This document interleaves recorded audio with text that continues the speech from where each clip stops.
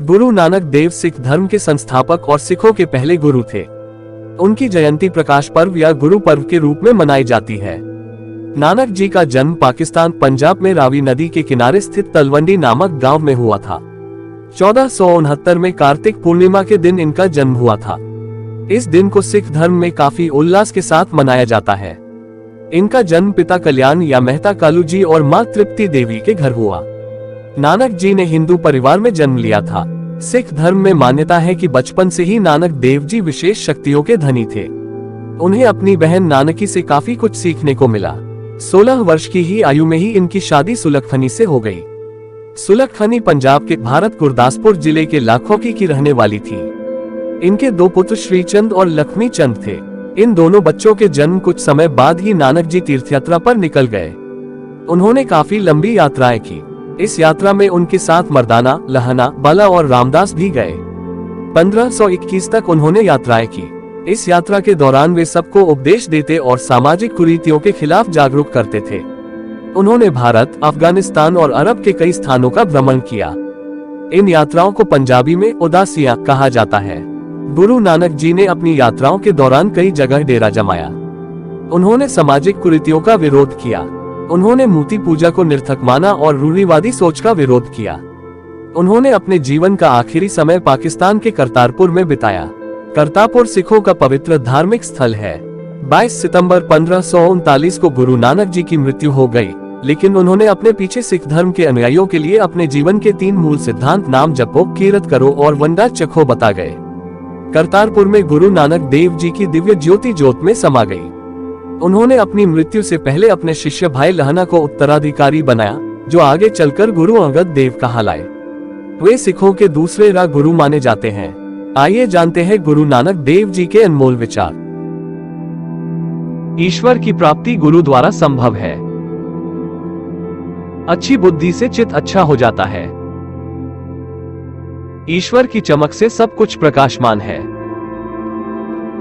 दुनिया एक नाटक है जो एक सपने में मंचित है। ईश्वर सभी जगह और हर प्राणी मात्र में मौजूद है।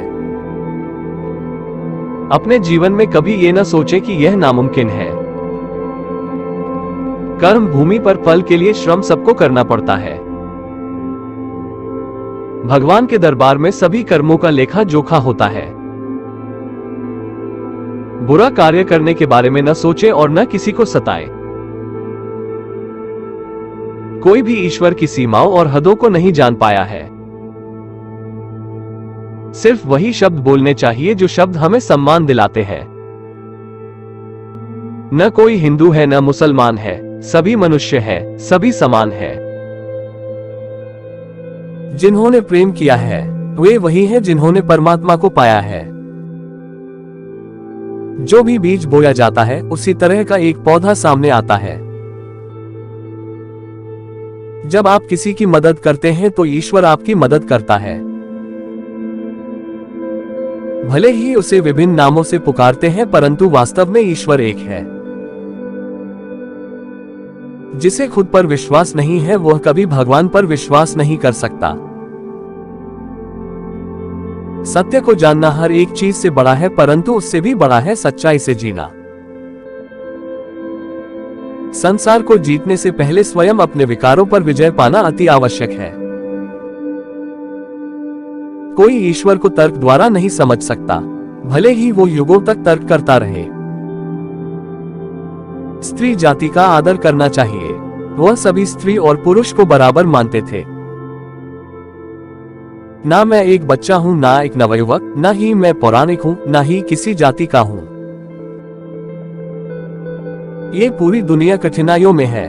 वह जिसे खुद पर भरोसा है वही विजेता कहलाता है।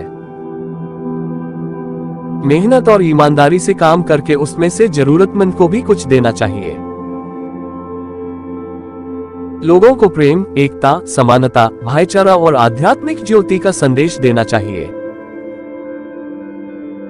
शांति से अपने ही घर में खुद का विचार करें, तब आपको मृत्यु का दूत छू भी नहीं पाएगा। धन को जेब तक ही सीमित रखना चाहिए, उसे अपने हृदय में स्थान नहीं बनाने देना चाहिए। तनाव मुक्त रहकर अपने कर्म को निरंतर करते रहना चाहिए तथा सदैव प्रसन्न भी रहना चाहिए। अहंकारी इंसान एक अंधे के समान है जिसे न तो अपनी गलती दिखाई देती है न दूसरों की अच्छाई। कभी किसी का हक नहीं छीनना चाहिए। जो व्यक्ति ऐसा करता है उसे कहीं भी सम्मान नहीं मिलता। प्रभु के लिए खुशियों के गीत गाओ, प्रभु के नाम की सेवा करो और उसके सेवकों के सेवक बन जाओ। ईश्वर सर्वत्र विद्यमान है, हम सबका पिता है, इसलिए हम सबको मिलजुल कर प्रेम पूर्वक रहना चाहिए। भगवान एक है लेकिन उसके कई रूप है।